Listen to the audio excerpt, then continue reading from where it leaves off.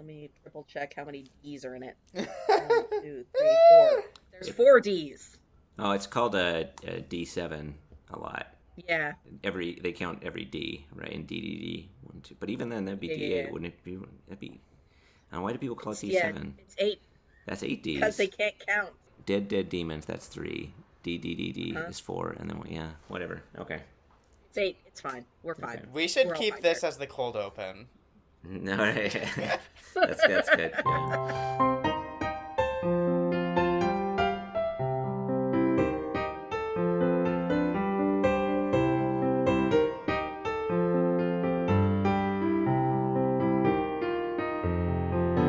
Hello and welcome to Chatty AF, the Anime Feminist podcast, and welcome to our retrospective on Dead Demons, Dededede Destruction. My name is Vrai. I'm the Daily Operations Manager here at Anifem. You can find me on Blue Sky sometimes at writervrai, and joining me today are Peter and Toni. I'm Peter. I'm an editor here with Anime Feminist. I'm peterfobian on Blue Sky. Hi everybody, I'm Toni, editor at Anime Feminist and Anime Feminist resident, Dededede evangelizer. Yeah, you really picked up that torch. And, thank you. You're very welcome, Undisputed champion. Like I did read like the first 2 volumes when they first came out in English, and then I stopped working at a bookstore and I couldn't read them for free, and so then I didn't. Yeah, to be honest, I feel a kind of a disadvantage here because I remember I bought the first couple volumes when they first came out, which I feel was something like an eternity ago. Was that in like 2018? 2017 maybe? 2019. Okay. Oh, really that recently. Okay, well, time sucks. But yeah, so I you're was... right, it was 2018. Okay, nice. Great. Right. I still got it. Yeah, so I was keeping up with it for a while, and I have not jumped back into it, but it sounds like you just both have torn through it recently, while I have largely forgotten reading a lot of the manga, although I intended to pick it back up at some point, which I should now that both the anime and the manga are done. I finished the last chapter 10 minutes before we started this recording. Nice. I dipped in and out of the manga as like the show was going on, just to see and compare certain things that I was wondering how they changed in adaptation, which I'm sure we'll get to during the conversation, because there's some interesting changes in adaptation, some more successful than others. I'm sure Vrai... We'll talk about that. Yeah, Vrai will have a lot more to say about that because they read a lot more of the manga than I did. But I will very say, much want to. I was like almost going to drop off the anime when they got to the title drop sequence from the manga and the logo wasn't there to do the reverse shot. I was so disappointed. I was heartbroken.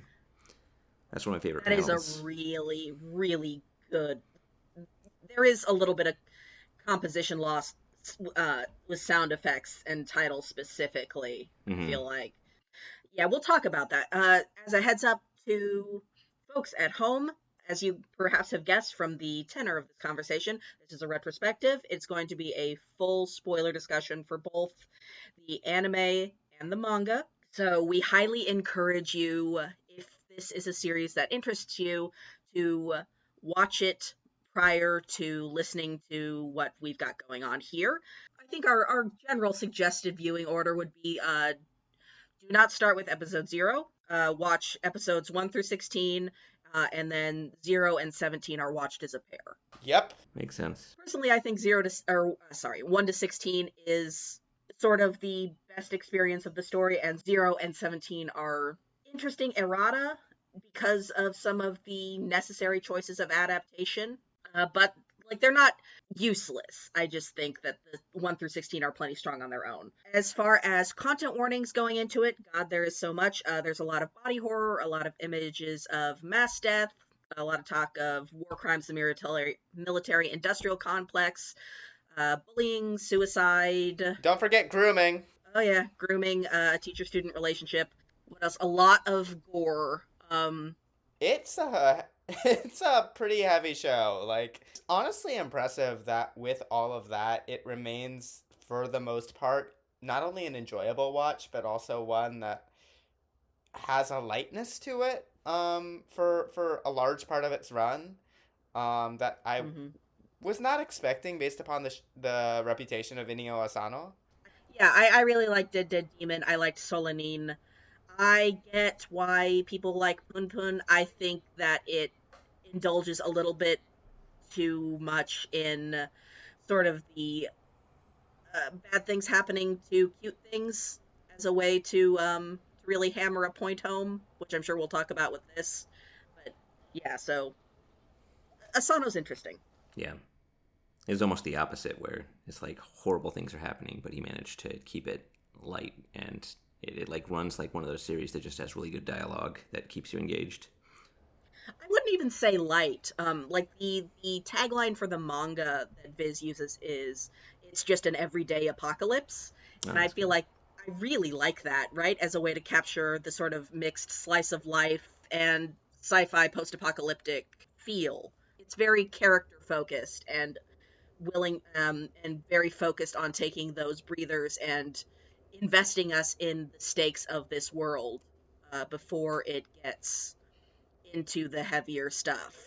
What's interesting to me about it is that I think if you look at it and you don't like think much deeper than like more of a surface level reading and surface level understanding of like maybe feminist critique, you might say something along the lines of like, well, Oron and Kadode, you know, after Oron's big choice she makes, they don't really have a meaningful deep impact on the world around them, and they just kind of like bum around, you know, as the world is going to shit and don't really do that much to try to change it, you know, notwithstanding Oron's whole deal, which we will get to.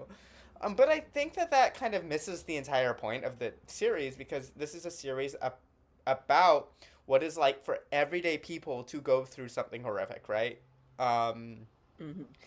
and what the reality is, the vast majority of us are not going to be action stars. We're not going to be, you know, involved in, you know, we won't necessarily have a huge role to play. Um, and I think that's part of what makes it interesting. Because it's so focused on people just trying to live their everyday lives in this situation. Um, and what kind of choices that they make to care for each other, and the power of those choices to care for each other, and how those can be in some ways just as meaningful as the sort of actions that, you know, say Oba takes, which does end up, you know, saving the world in a sense. Yeah, one of the most interesting things to me about reading the manga, and one of the ways that overall I think, aside of losing a couple extra scenes that I respect cutting because you have to cut something for time, but I would have liked to see them, I quite like the choices the anime makes. Like the scene of Oba going to the reactor core isn't in the manga. Oh wow, Oh, wow. That's that's wild. pretty significant event. Yeah. Yeah, like to me, that's such a thematic linchpin of the anime, right? Because, like, yes, Oba and Kodode are, or Ontan and Kodode are average citizens, but their relationship with Oba and Oba's sort of stance as this bridge figure are so important to what makes the story hopeful to me that, you can't just magically avert the apocalypse. I feel like we're in a very cynical place with global warming and just the state of the world, where I don't think that kind of story reads true in this kind of context. But the fact that they nurtured those relationships and carried that knowledge that in a way that led to Oba being able to put in the code, trigger the destruction of the mothership early in a way that's, the death toll is catastrophic, but that's still the thing that allows humanity to survive instead of being universally wiped out, like the assumption, which was what was going to happen. Hmm. And I found that so powerful. In the manga, does is it implied that he did that, or is it just completely like non-existent? Like we don't know why the apocalypse didn't like fully happen. No, it's sort of he has his standoff with Kenichi, Mm-hmm. and then he passes out, and is it cuts straight to him being sort of unconscious, Mm. i.e. from actually the the scene with him getting rescued by the chopper isn't there either. Oh, but that's one of my favorite moments in the whole series. That's so interesting because, like, that to me, Oba is such an important character. I mean, we'll get to this. Maybe we can use this to kind of like transition, I guess, into talking about like, I mean, we yeah, can talk about the current event stuff first and then talk about it as text. I think the discussion will flow well that way. So please go ahead. yeah. Oba is so important to me, and the reason he's important to me is, well, for multiple reasons. One of my biggest frustrations with DDDD is its representation of the aliens, which often feels a bit infantilizing, feels a bit Mm-hmm. like little toy soldiers getting massacred, right? And so it's not we don't get a lot of their interiority or them as complex, interesting characters. I mean, they're barely differentiable just by having the cute little ornaments which they wear, which arguably also infantilize them because they're toys, right? Mm-hmm. Whereas Oba is an intensely complex and interesting character in that his story reminds me so much of like early 20th century passing narratives. Like these like somebody who has this secret identity that they have to like hide from the world so that they can survive on a day-to-day basis, right? But feels at torn between the part of them that is um, still part of that their old community, right? With passing narratives in the late 20th century, it was the black community. With Oba, it's the alien community, and the kind of almost simulacrum of like the identity that they've created as they've passed, which for Oba is human, and for passing narratives is white, right? There's this kind of Mm-hmm. sense of was I ever this way ever, at all, right? That that can Yeah. start to take over. And so for me, for like him as this character who is able to, as an alien, have agency in the narrative, attempt to like avert the worst of the decisions of both human and alien governments and form real attachments and connections across these divides is a really powerful storyline. And it's a bit shocking that like the manga doesn't like focus on that quite as much. And there's a lot more to talk about with Oba, so I'm curious y'all's kind of ideas about him. I do think he's like really important, largely because, as you mentioned, the aliens. I'm still not quite sure how I feel about him because it just seemed like they didn't have any sort of interiority or like larger. We for the longest time we don't even know why they're on the planet, why they came, what their plans were. There was Mm-hmm. like an offhanded mention about one of them talking about making human pets or something. So you have some uncertainty as whether they had come as like to invade the planet. But pretty much all you see them as is like nothing about them is like coded as uh, an invader or a colonizer or anything like that. They're just helpless victims. They're not even fighting back. So they have this really weird place in the narrative where they have essentially like moved into Tokyo, but all they're doing now is basically fleeing like a genocidal military campaign. And I mean, I guess their motivations are kind of irrelevant with the way they're being treated. But yeah, nothing about them says that they're like an invading military force, right? And from what I understand, they aren't, right. Like they were sent to Earth Yes. on some kind of overpopulation mission. Like, and admittedly, and it's unclear. I think in what it said, like that, whether It, they believed that they could coexist with humans because of the research that alien does who fucks up Karode, or yeah. whether they truly are just have this superior colonizer mindset of like, oh, look at these cute humans, I can like use them for whatever. um, I think they believed humans were unintelligent.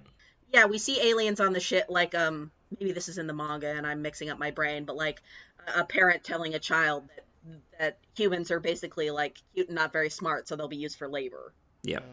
Yeah, but it does seem like they just did not know humans were intelligent to begin with. And uh, outside of that, I think it's also sort of implied that they might have been sent there essentially on a suicide mission anyway, since they knew that there was a problem with their reactor. So, and they had a The problem with implication is overpopulation that to their begin with. government, yeah, is shipping them off to steam vent the population on their home world. Yeah. So in reality, they've essentially been displaced and are being sent to die on the planet, which is being accomplished through a different way than expected. But Yeah, I wouldn't say that they lack characterization or interiority entirely. Like, we get a lot of scenes with, we get scenes of Oba interacting with people. We get a lot of scenes that are in the sort of refugee colony, um, and like the invaders debating over whether they just want to try to survive as a separatist group or if they want to try to, form a kind of, if there's briefly the thought that maybe there will be some kind of military campaign, or failing that, sort of a we're taking as many as we can with us sort of approach. Like, I think all of that is there. I just think it sort of can fall somewhat flat in the fact that every single one of those conversations invariably ends with scenes of mass slaughter, which, I yeah. mean, in fairness, is not inaccurate to how genocides do, Mm-hmm. but it can't be combined with the cute designs. I think it can get. I think it can run into the same things that put me off of Pun Pun, right? It's like, no, you're making a good point, but something about uh, how frequently you are returning to this cute thing combined with grotesque imagery, like that Goromoe tendency, Mm-hmm. is losing its impact for me. I feel like that first scene of the Fujin showing up at the festival is horrifying, and then he does it 3 more times. Yeah. Yeah, I mean that scene, if I remember right, it like opens with a shot of the Cool Japan logo, Mm-hmm. which Yes. like this show goes hard, which I appreciate. And of course, we later see those weapons turned against Japan as well. Mm. Mm-hmm. Yeah, in the prologue, Yeah. right? Well, and then in the I don't know what you'd call the final arc as well, post time skip. Mm-hmm. Yeah, well, I mean, it calls to mind like this idea that fascism is just colonialism turned inward. Mm-hmm.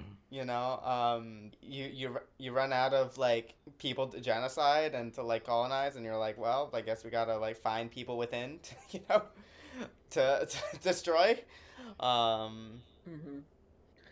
Yeah, Yeah. it's, I think, me, really impressively thoughtful, right? Because we open with Oron referencing in the manga. The very first chapter is Oron talking about, maybe the spaceship is the U.S.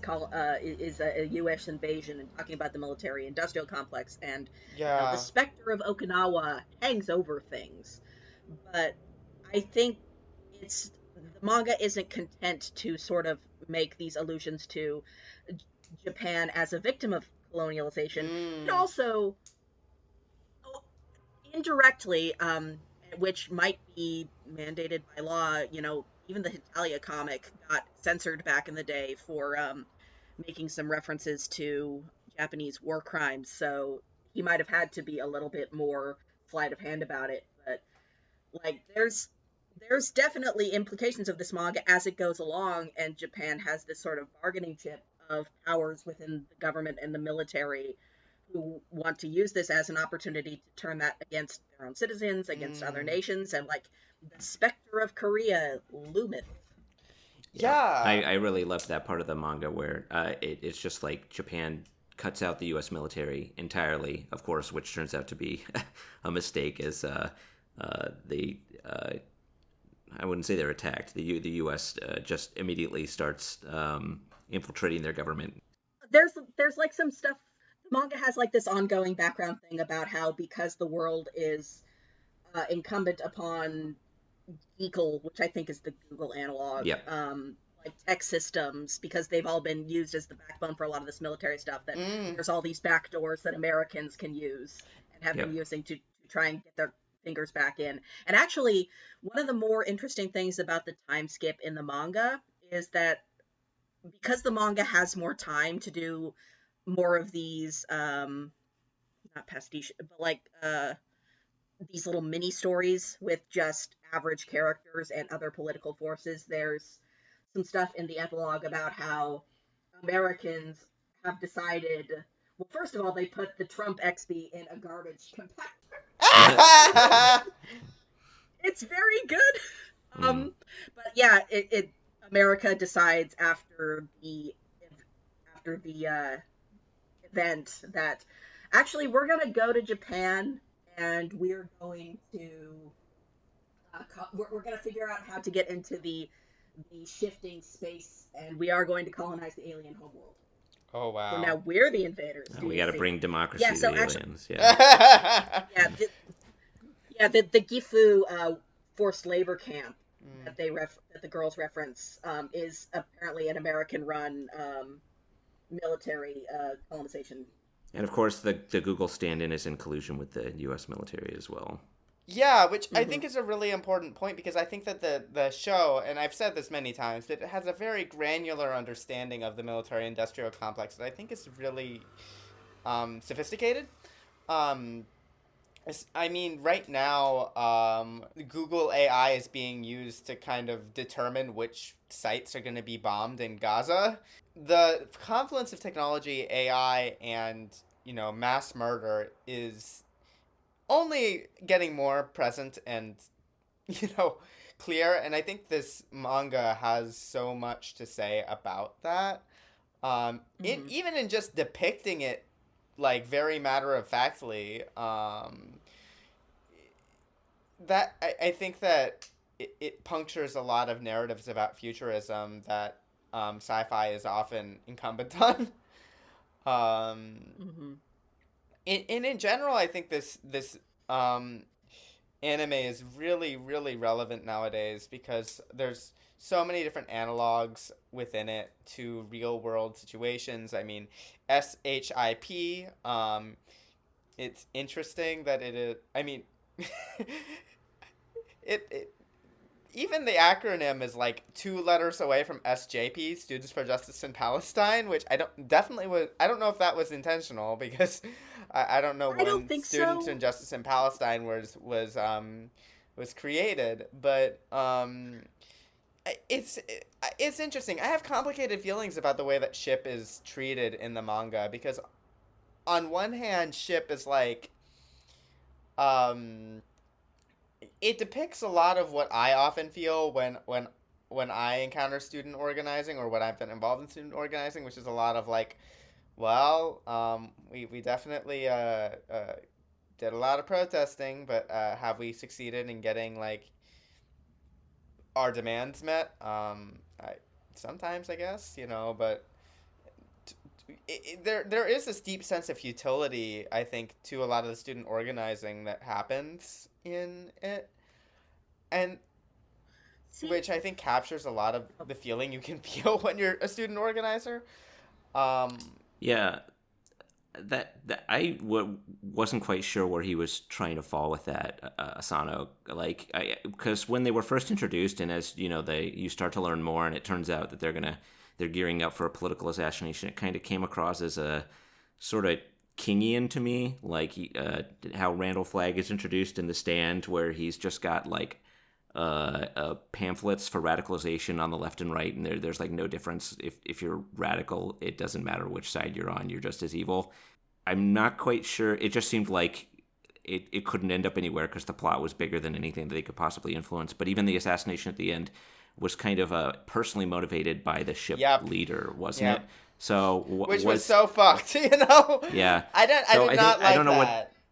Was it criticism of movements like that, or was it, as you said, just kind of like the idea that these kind of groups really can't accomplish anything at the end of the day? I think it's more that SHIP is kind of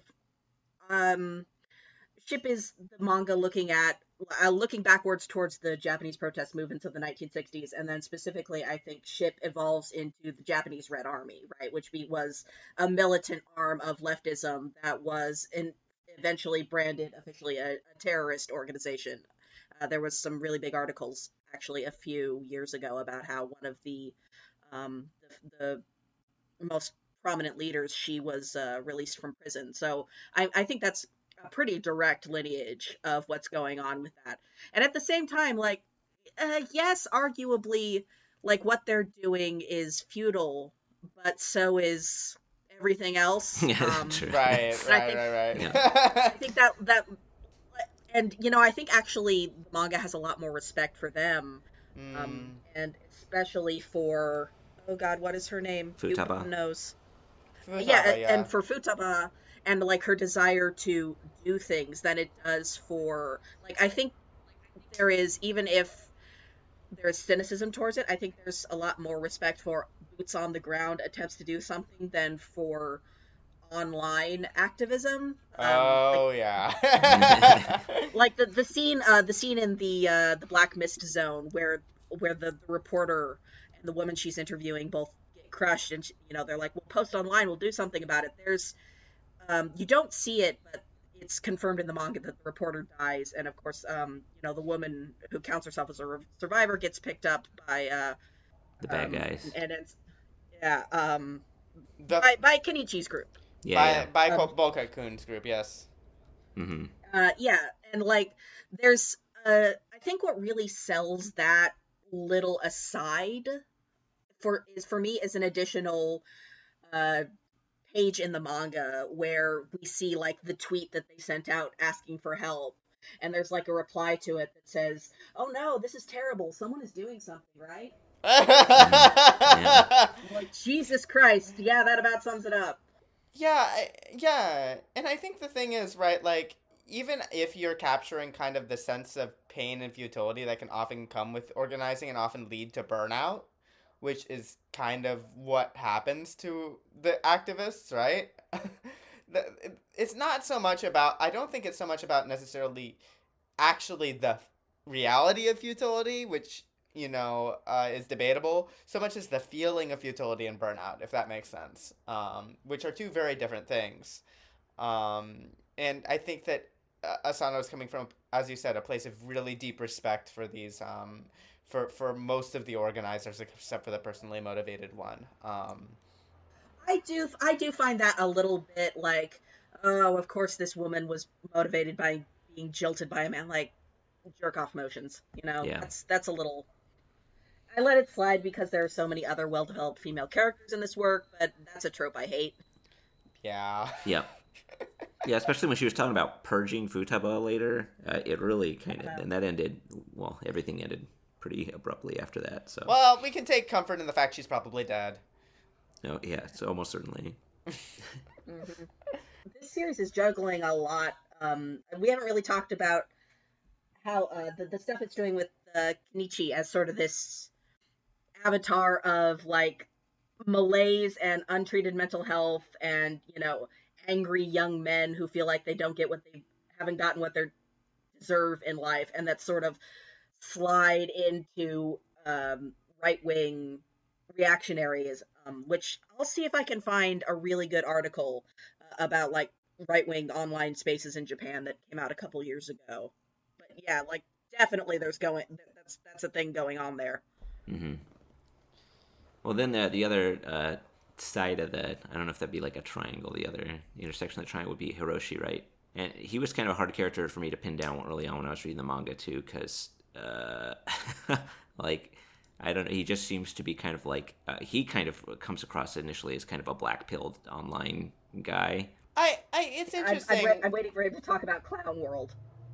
When I first encountered him, honestly, I didn't even have that reaction, because I think that him being like kind of like a shut-in was to me only part of his character, and I immediately saw in like him going running in the scenes with him going running with Kadode and Oron, the deep love that he had for Oron, like, I immediately clocked that.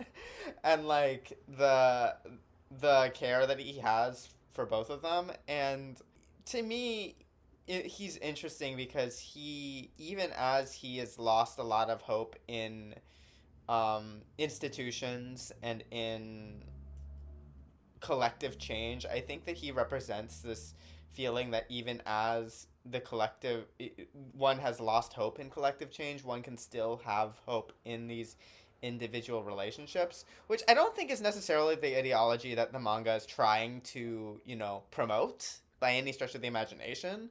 I do think that the manga is very interested in collective change and collective liberation. Is it though?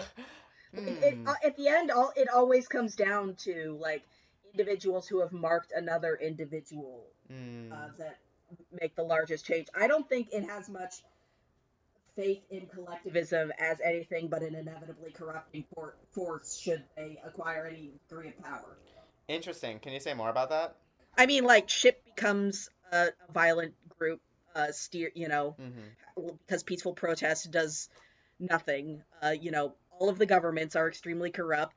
Uh, Mm-hmm. the Google techs are all either completely detached from what's happening or aiding and abetting the AI situation. Everybody who's famous is a puppet of the military industrial regime.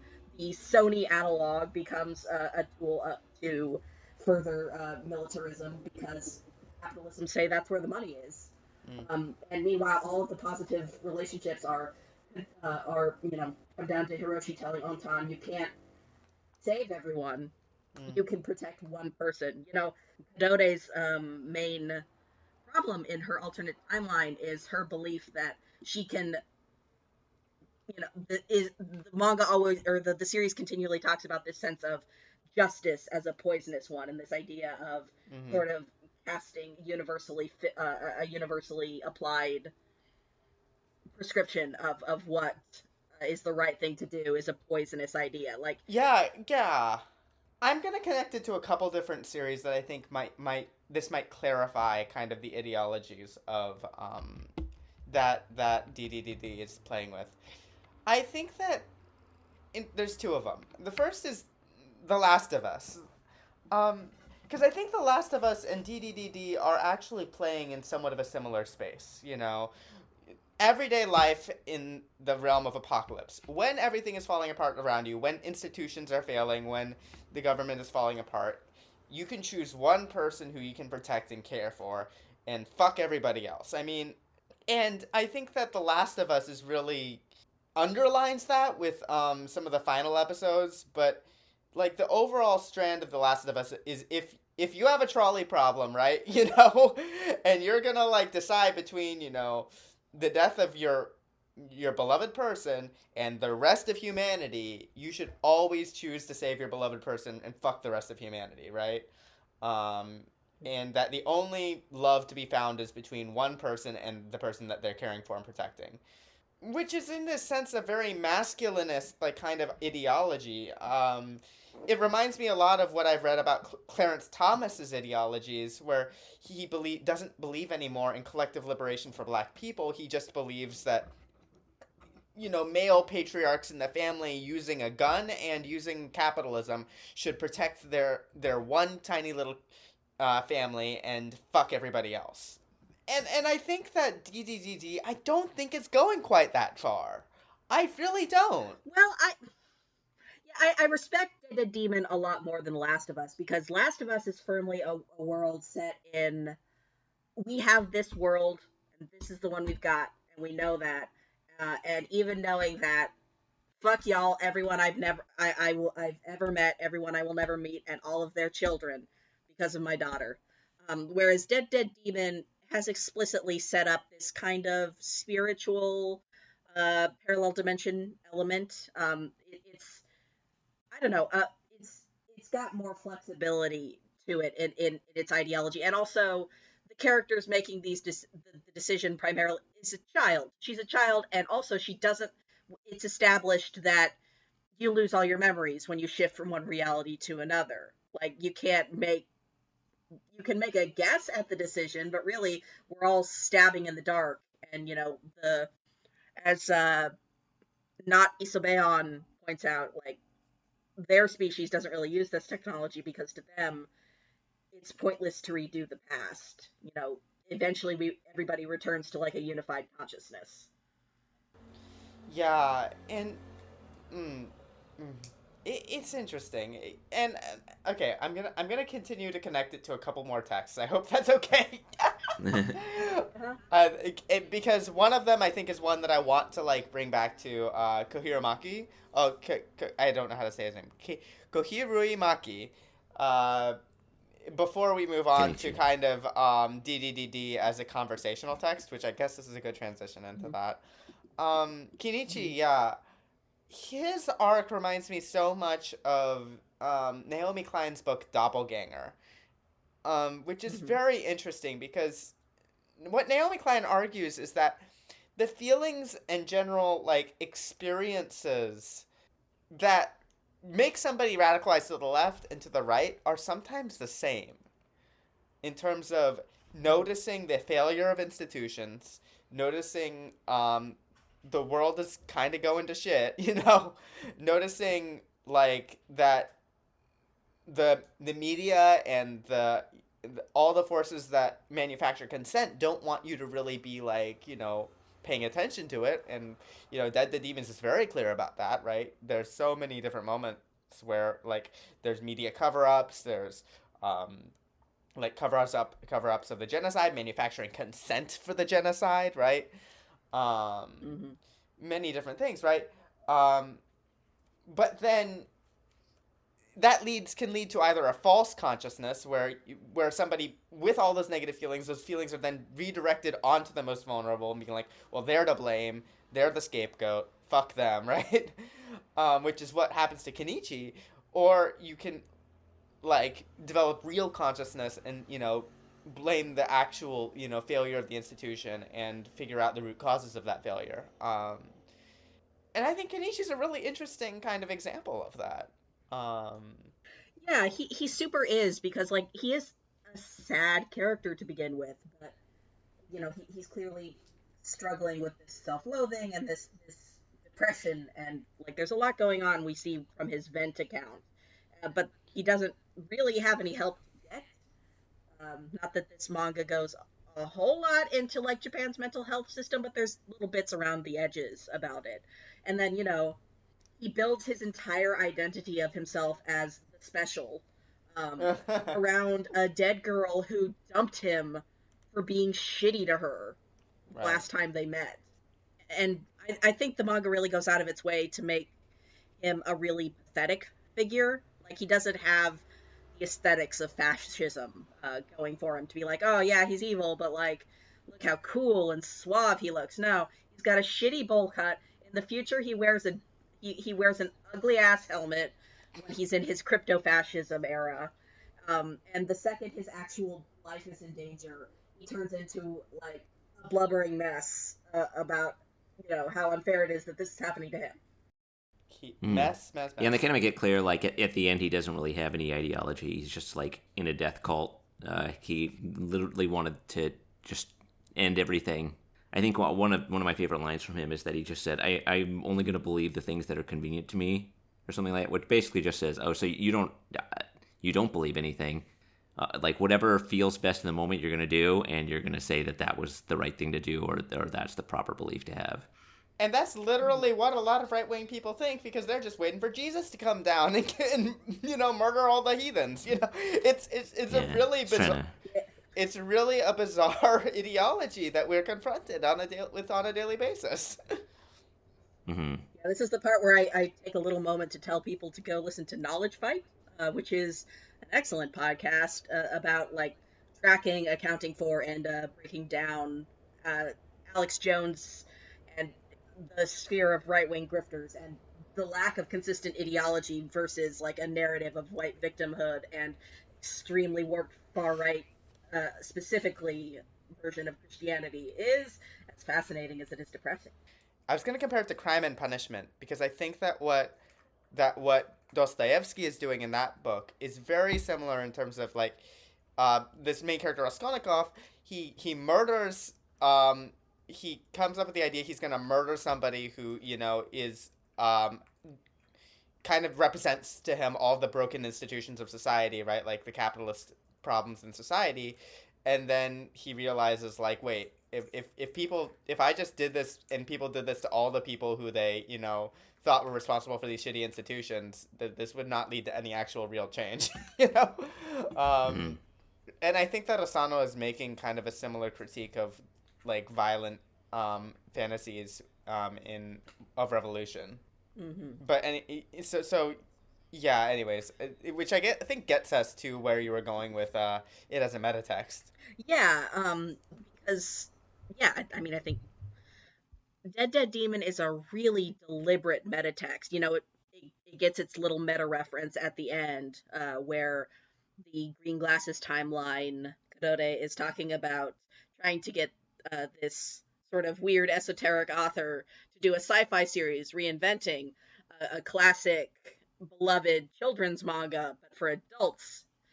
And, the core premise for Dead Demon is, what if, Doraemon is real and he will help you kill? Mm-hmm. It's also, what if Death Note was good, which is kind of where I was going, you know? Yeah, like, which is a bold thing to undertake, and I love that. Um, I love, like, obviously the flashback art in the alternate dimension is just Kadode going through her light era, but a lot more grounded because we care about these characters, and it's a nice, slow, focused build. But and that continues in the post-apocalypse scene where Makoto has their little mellow scar, which makes me laugh. Oh, true. Yeah, Um, yeah. mhm. Mm-hmm.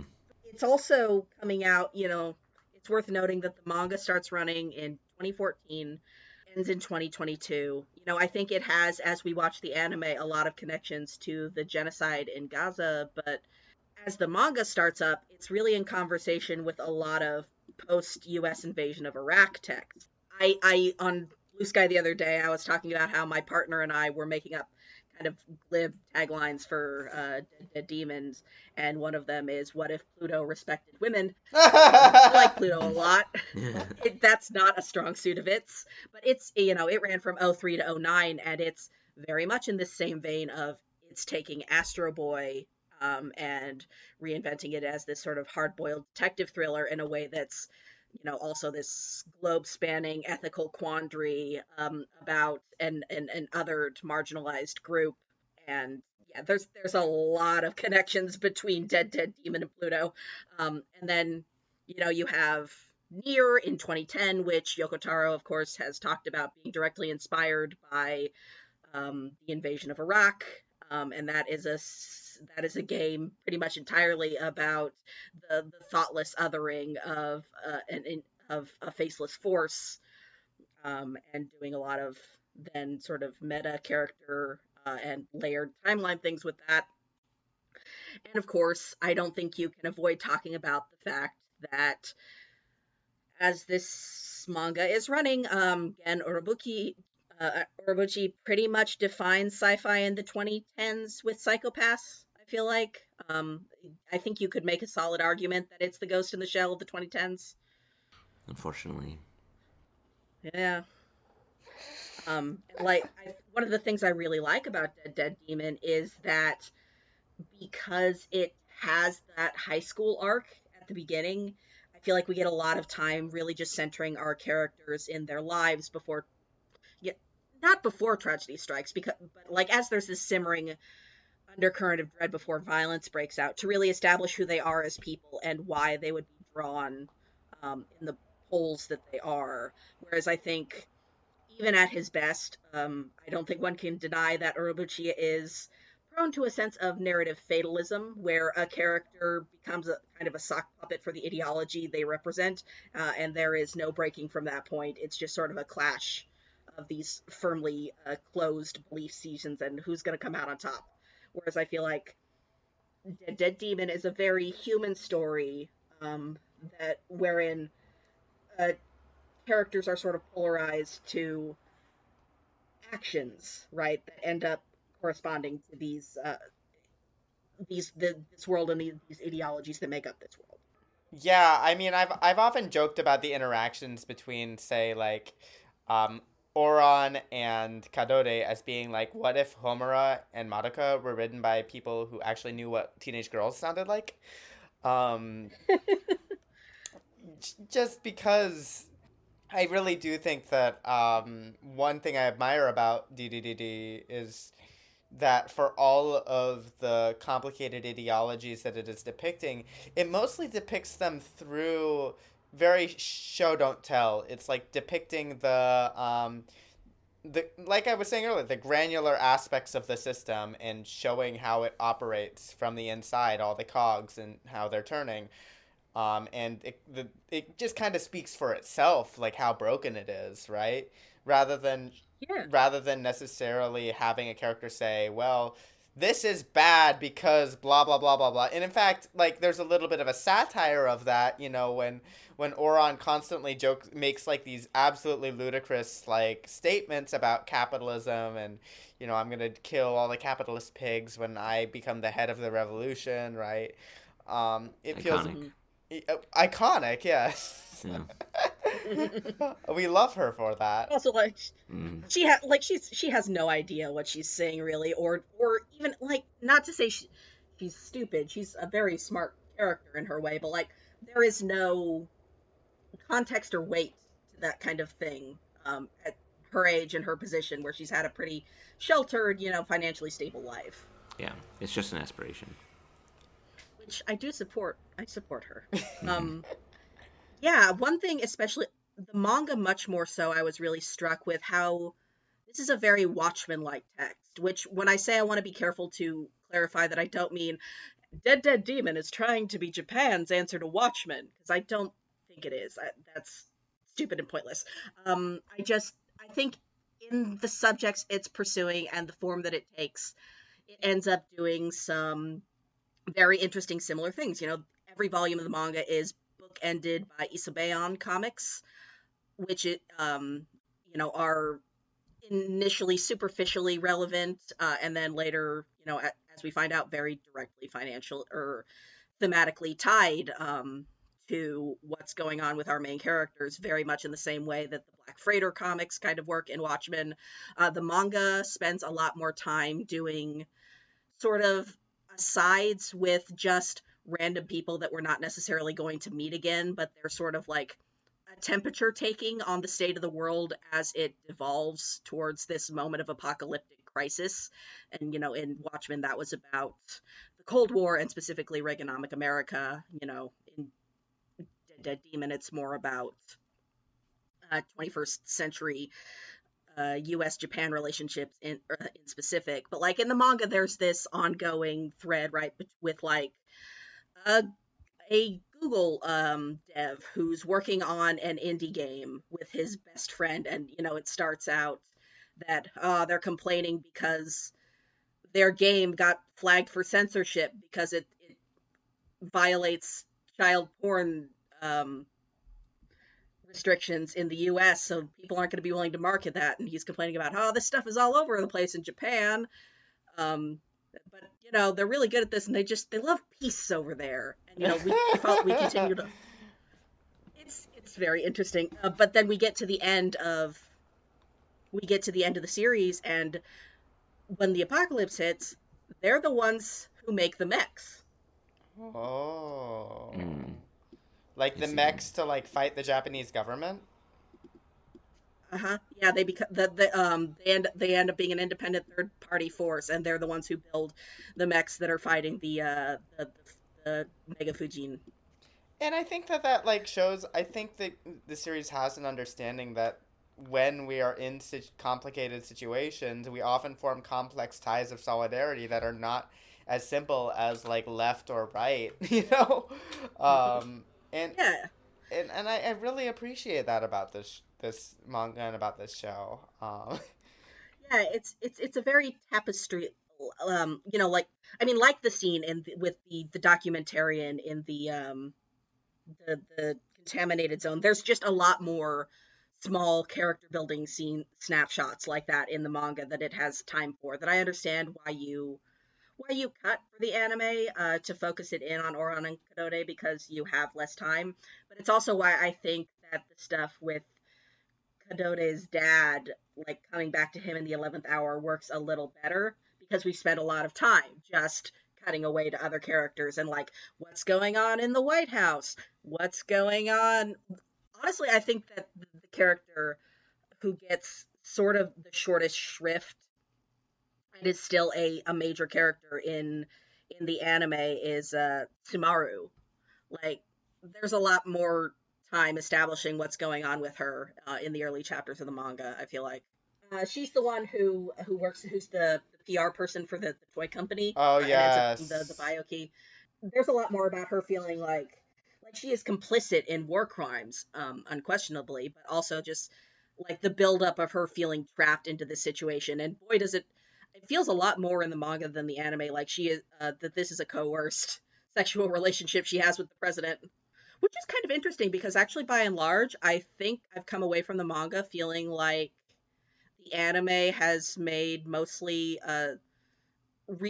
made really smart cuts and choices about cutting out the smattering of moments throughout where the manga kind of lets its female characters down. Like there's just a small handful. There's a panty shot and like a couple weird, out of place moments in the manga that are gone from the anime. You know, it interestingly, because of what we're about to talk about, it cuts in. The anime's actually gayer. Oh. So now we have to talk about the thing. Okay. Because Okay. no, you do your thing first, and then we'll unpack it. Okay. Well, sorry to take something a happy mood and turned it sour. If you haven't watched the whole thing yet, do it before I say what I'm about to say. The anime seems to imply that it kills Oran and Kadode almost immediately after their kiss. Um, I don't think like well, that's well maybe a not period of almost time immediately. later, like long enough later. Long Like they enough do later. die in their timeline. Yeah. Yeah, yeah, I yeah. mean, yeah, like in your watching experience, almost immediately after, but a time Yeah. skip's worth after, yeah. Yeah, like maybe like 3 or 4 years time skip after, right? Mm-hmm. Um, so it's implied. So in the anime, which is a scene that my impression is not in the manga. Please correct me if I'm wrong, Vrai. There's So it is in the manga, but it's like the mech fight is in the manga, but it's like I said, it's connected to these two minor characters who aren't in the anime, so it gets distilled down to just being that this was a thing that they were involved with, and we see the mechs are shot down. In the anime, it's right. These mechs were shut down. Makoto implies it was probably Kadode and Ontan, and they looked for the bodies, so they're probably definitely dead, you guys. Whereas in the manga, the mechs get shot down, but Makoto is talking about other mechs that have the D on them for demon, and Makoto thinks like just has no frame of reference, but like a gut feeling that those two are still alive. right, which is very different. Like that is a Yeah. very, very, very different framing, and it changes a lot because it also changes the motivation of their dad, right? Because like in the manga, I think their dad goes back. It feels to me like he realizes that he really fucked up in raising Kadode, and he'd like to get a second chance. And Yeah. also because unlikely for him to Mhm. like actually be able to like reconnect with Kadode, given that she's busy being a secret, um, secret soldier, that would be Mhm. purposefully very difficult to find. Because if it would be easy to find her, then the Japanese government could find her, right? Mm-hmm. Right. Which so his motivation still makes sense, but in the anime, it's like, well, she's probably dead. Gotta go find a new one. um, Yeah. Yeah. which And like, feels, I don't know. I don't like that as much. no, I don't really like it either. Like, I can see why you would make the choice as an adapter because it's like a firm sense of closure, and they went down together in a blaze of glory as girlfriends. But I don't really like it. I don't think you need to do it because what's sort of interesting to me about that decision that we don't know what happened to them is that it's Asano kind of playing around with the genre of seikaike, which was this genre that became very popular after the bubble burst. Evangelion is a very famous example. A lot of Makoto Shinkai films also use this, where it's, a massive, usually apocalyptic, world-changing event that you experience through the lens of this very concentrated relationship between two people, usually adolescents. It's like,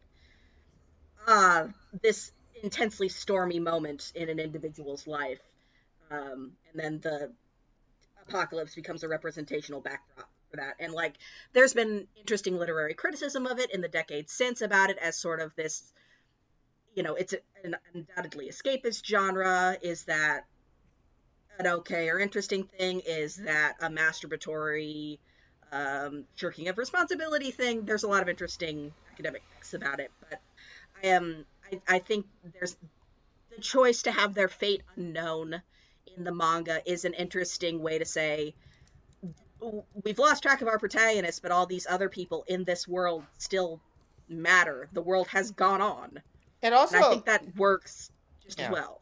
It also Them missing. allows their story to end with a kiss, and them holding hands. Like, they don't stop holding hands because they kiss. There's no awkwardness. They kissed. Right. Like, and I don't know, what's gayer than ending a story with a kiss in front of a mushroom cloud? Okay, so it's by the way, the other things I wanted to complain about that the anime cut out that I liked better. In the manga, in the post time skip stuff, it's implied that the invader who took over Kadore's dad was lovers with the girl who got killed. Why is that there?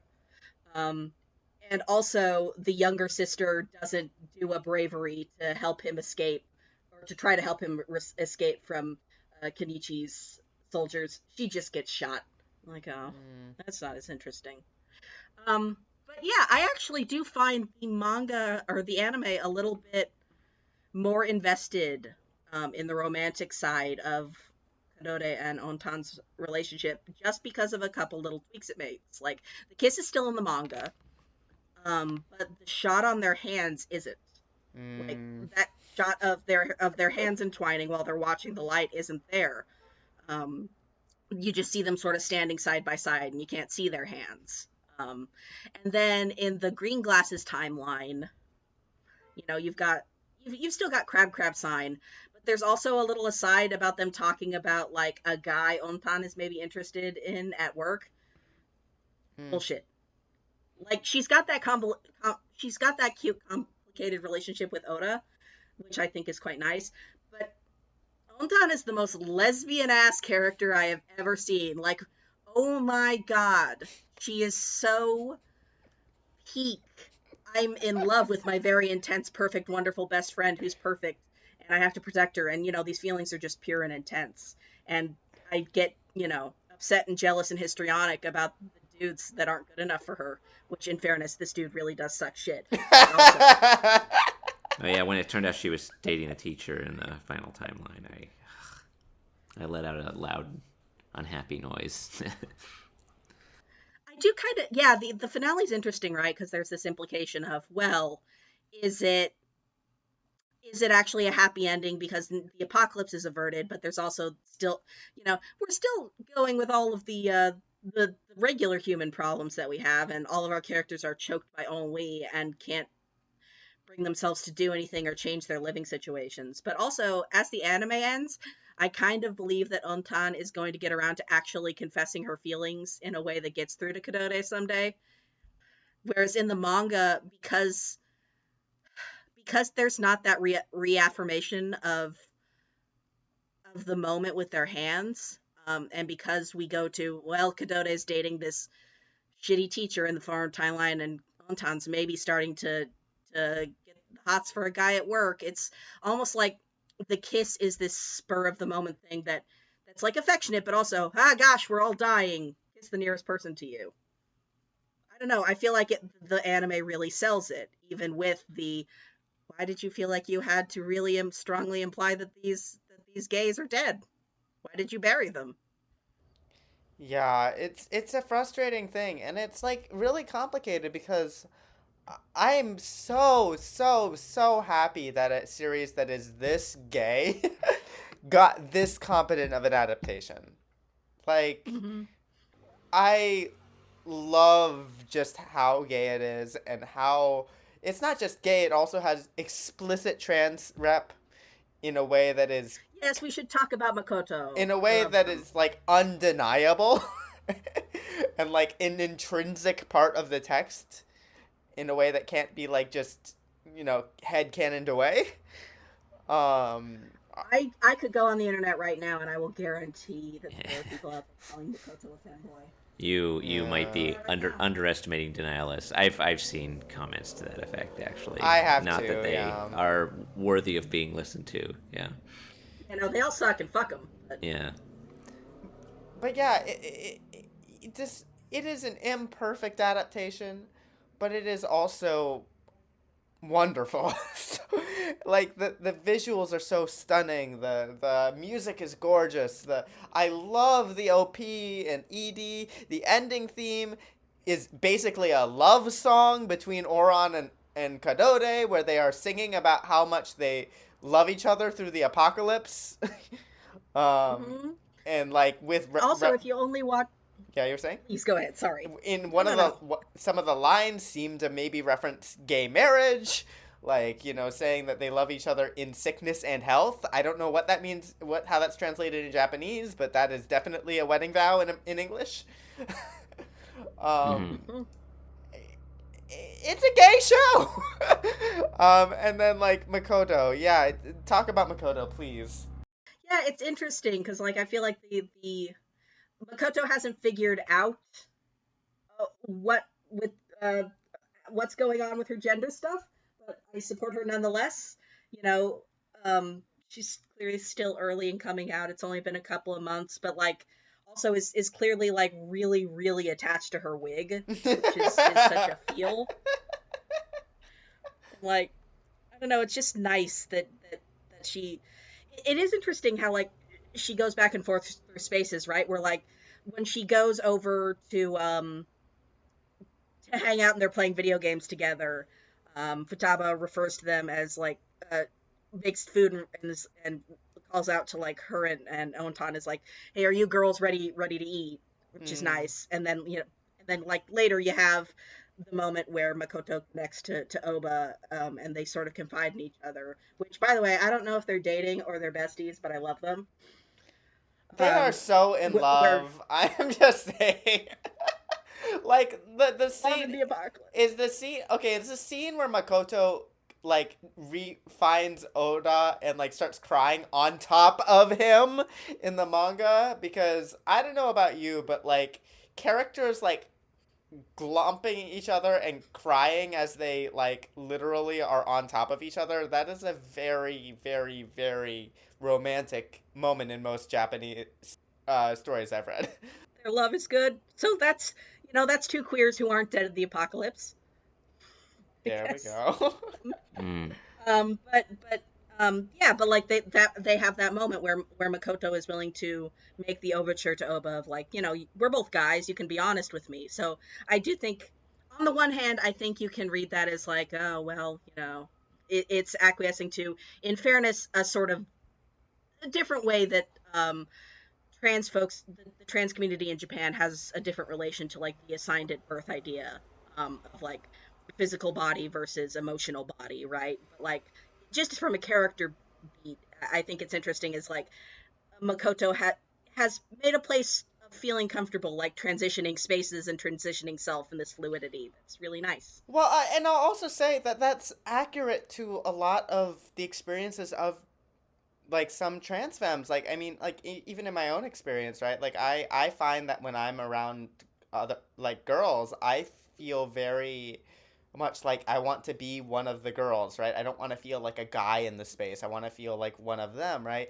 And like Right. I think in On Liking Women by Andrea Long Chu, she talks about how like the experience of desiring womanhood and desiring to be a woman came partially with wanting to be one of the girls, wanting to be like to go on like, shopping sprees and having these very specific experiences of aestheticized girlhood, right?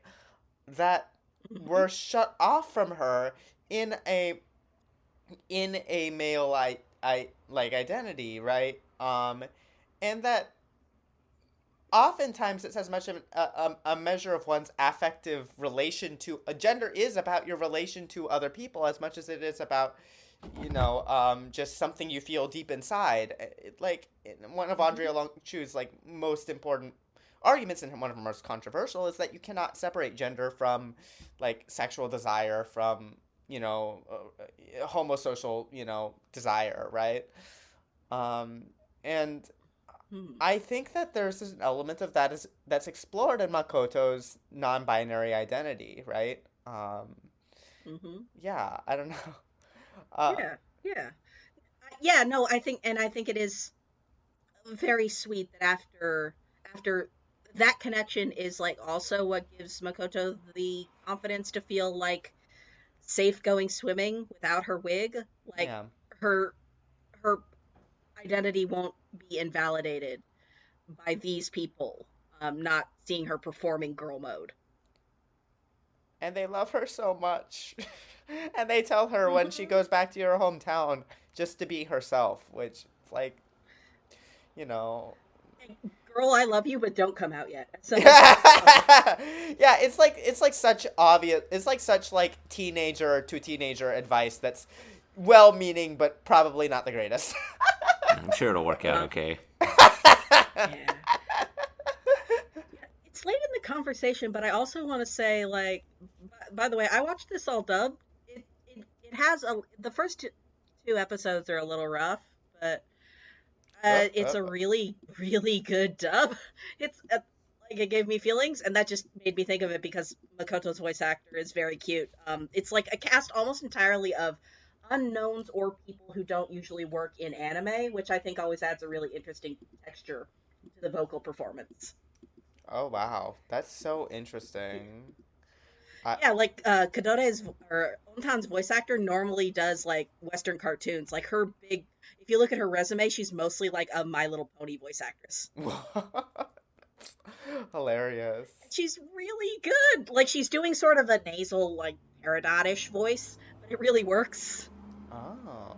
And also, I feel like because nobody is watching this show, we don't have to get in. I don't have to go online and hear people like discoursing over whether it's okay that the series that takes place in the 2010s is using 2010s internet slang for its characters. Yeah. No, listen, absolutely. Absolutely. Like, the phrase fake news Hmm. and deep fake would come up. Yep. It's just, fuck, I this is a good show. it is so good, and yeah, just I'm so happy it exists. This is honestly like rocketed up to my list of top 10 anime of all time. It's very very very very special to me. And I'm so glad that I got to Yeah. And I like think, talk it through with y'all. Yeah, I yeah, wish it I'm had glad come that you out really, along with the rest of the season. Like launched at the same time as the rest of the season. I feel like if you miss that yeah. window where everybody's kind of, we're so like engineered behaviorally to look for new titles at the beginning of each quarter. And so if it like misses that window, I think people are a lot less primed to pick up a new show at that time. It's also like different people will hit differently on, like, my partner and I watched episodes 1 through 11 all in one day, and then we kind of slowed down a little bit towards the end, but like, not, I feel like a lot of people probably can't or would not want to binge this Yeah, because it gets so heavy. I do think like along based on how you watched it, I think the first 10 to what like 13 episodes are a lot of the more breezy stuff aside from some pretty visceral scenes involving the aliens, and it's only in Mhm. that like last 4 episodes that it really gets into the Avon Gileon-esque horrific apocalyptic stuff. So I think that kind of tracks. It's worth shouting out the production values too, because holy shit! Like, as much as I dislike the mecha sequence for what it does storyline in this version of the story, which, you know, the thing is, when you know what happens in the manga, you can kind of just be like, well, it didn't really happen, you know, like it didn't really happen that way. And they were totally fine. We don't know. They don't know. Yeah, and I don't mean, know. it is also This implied. could be any charred corpses. But I mean, also, like, it's heavily implied that, like, Kadode and Oran somehow found a way to be traversing universes at the end. So it's like, there's that too, which is like, oh, that's too much going on there. But at the very least, helps me know they're gay and in love. They're so gay and in love. And it's so cute, so beautiful. Love them so much. But like, it is aside from what it does narratively, it's so beautifully animated. I was like, holy shit, this mecha sequence is gorgeous. And then like, everything in this show is so beautifully done. The character animation is, oh my fucking god. So many of my favorite shots in this show are things that were not in the manga. Like Kadode, like even in the first episode, Kadode, like, wielding her, like, her little paddle like a knife to, like, threaten somebody with, or, you know, things like that are that's just not in the manga. And I think that it's very, very, very satisfying, and I think that's partially because it was originally a film. But I really hope that this is a sign that a more series that are, like, experimental or interesting or in this way are going to get competent adaptations. Well, and I think, like, the director's done an incredible job, but I think a lot of praise has to be laid at, like, Riko Yoshida's feet.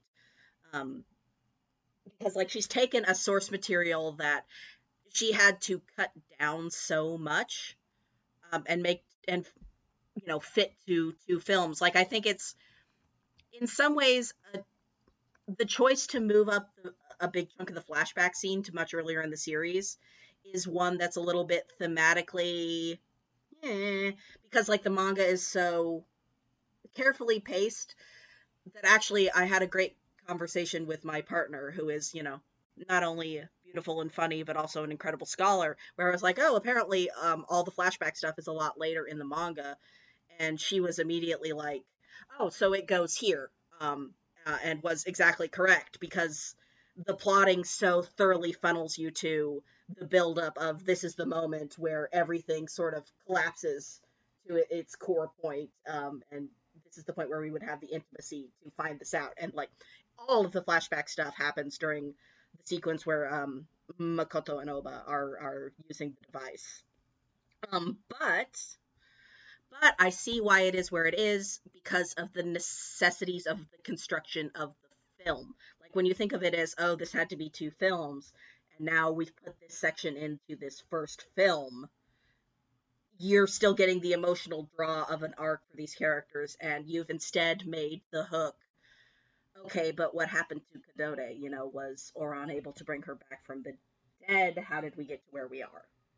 Which I think is fucking smart within the constraints of medium needs. Like, I have so much respect for the work that she did here. Agreed. Yeah, it could really seem like an ass pull in the second movie, right at the end, just to kind of, like, bring everything to a conclusion. And yeah, what you said before, 12 volumes in less than 20 episodes or 2 movies is a lot. It's kind of, just thinking about that, it's a lot of content that they had to work through, and it never felt like they were rushing through the story or anything like that. So, very good adaptation. Unsurprising, given that she also did, like, Heiki's Story and so much else with Naoko Yamada. I mean, something comparable could be her script for A Silent Voice, which also adapted an extended manga into a That's astonishingly short movie. Whether that was, I like it. I don't adore it, but I like it. And I don't think the faults there lie with her. So she certainly had practice, or Heiki's Story for that matter. But yeah, it's so good, and I'm really the director is pretty much unknown, so I'm really curious to see what they do next. And Mm-hmm. oh, did you know that the music writer also did the music for Yuri on Ice? Oh my god. Oh, yeah, that tracks. Yeah. Honestly, Appropriate. like, cool. Yeah, and like we kind of implied up top, you can, and the AniFem Discord, which by the way you can join for $5 a month by going to patreon.com/animefeminist. Nice. The Discord had a really good chat about this, where they were talking about sort of, you can really watch 1 through 16 as one complete emotionally satisfying contiguous story, and then kind of look at 0 and 17 as an interesting like AU OVA, and that still works perfectly fine. It good. I don't have anything more to say other than it good. If you somehow made it all the way to the end and you still haven't watched it, like, I hope you're convinced. I think this is a series that benefits from going in with as fresh as possible, but I don't think it's a series that's ruined by knowing what's coming, because in a certain sense, you can appreciate the intricacy of it at that point. Even though I watched the prologue, episode 0, I still had no idea how on earth it was going to get there and what the implications of it were. So, yeah, same here. And I'd read the manga, so I was like, wait, what is this? I didn't even remember her dad at all. So yeah, it really came around, circled back very well, considering. I will also in favor of the manga. Like, there is an early mention just in like an offside, like news, like somebody on the street reading a newspaper. He does plant early on in the manga that there is an invader who took over somebody's body. So it's not a complete asshole in the manga. Mm-hmm. Yeah. Or like specifically that somebody went missing and then like turned up years later with no memory about where they'd been. Yeah, that one honestly felt less of a left turn than the multiverse stuff for sure. Good. Series is good. Any last thoughts before we wrap it up? Well, I feel like this has even come across kind of in the way that we've been discussing it. There are a lot of other like touch points that we could mention and have mentioned over the course of our last couple seasonal podcasts, where we've been keeping up with the series. I think, what is it, since summer? So if you're interested, you can always listen to those. Yeah, we could easily talk about this for 3 hours. Yeah. It's almost like there's a fear of getting into certain subjects because they could just blow out into like 20-minute conversations on their own. This is a dense text, and there are a lot of things that you look at happening in DDD and just go, oh, that's happening right now in 7 places in the real world. And even like you could be tricked into thinking that it's specifically about like Gaza, we brought up a lot of times. So watching it, especially now, or probably at any time, to be honest, is quite the experience. Every 5 minutes of this show, there's like 5 different things to unpack. Mm-hmm. This is a show that, yeah, and I appreciate that. Yeah, that's all I have to say. I will. Yeah, and I guess considering we talked delightedly about how gay it is, and it is. Mm-hmm. Just keep in mind that this is a little bit of a, I'm almost a little bit hesitant to make this comparison, but like, it's another episode with a kiss in the sort of last episode, so it's a little bit of a kill the kill situation where like this is absolutely about the emotional relationship between these two characters all the way through, but it's not going to explode into romantic tension until literally the end. So like, brace yourself. Mm-hmm. Overt romantic tension. Oh, but it is very satisfying for what it is. So good. Like, my God, yes, we all see it. Thank God. Thank God you also see it. We've all been saved. Hopefully we'll be seeing it again at the Anime Awards. God, it deserves We'll it. see. I mean, it's not a shonen, so... Ugh. Does it even exist? It has been known to happen. You're right, it's not a shoujo, so it does have, like, at least a fighting chance. Mm-hmm. Yuri on Ice once won an award. One singular award. Well, actually, many awards that year. Okay. The first Anime Awards, but yes. Let's not relitigate that. Yeah. God damn it, this is completely the wrong place, but I did want to just tell y'all, and maybe this will end up. But Peter, you mentioned like super early on, like the really cool shots with that are iconic with like the titles as like, in physical space and the reverse shot. Yeah. The title of the manga makes way more sense if you're reading the manga because obviously the title itself is a massive spoiler, which I must admire the spine of doing. That demon is dead. Wait. Explain. I don't even get it. Because the nickname they used to tease Kadode in elementary school was Demon. Right. So this is, and she in fact very dead. That was what provokes. Oh, that's right. Time's entire character arc. Right. Okay, dead, there we go. Demon. Repeatedly. So. Yep. Dededede. Dededede is the sound effect used for machine guns in the manga. Oh. For real? That's yeah, right? That's fucked. That's a pretty insane pull from the future. Uh-huh. Yeah, wow. Yeah, the Fujin machine guns are rendered as okay. Oh my god. That's gonna like haunt me. Yeah, it's fucked, right? Mm-hmm. It's very good.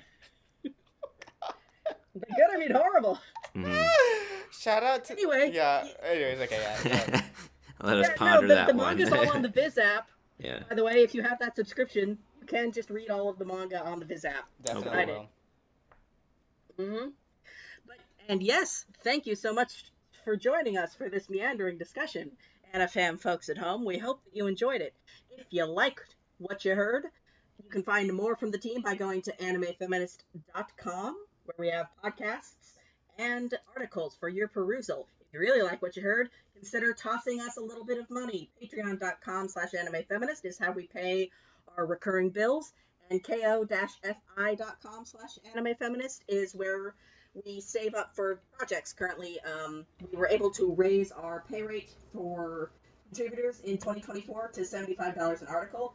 We really want to keep doing that next year, and we're halfway there right now. So if you go to the Ko-fi and you just want to do one-time donations instead of a subscription, you can do that there. You can also find us on various social medias by going to our link tree, linktr.ee/animefeminist. You'll find all the places that we are around the web. And in the meantime, some crab with your best friend.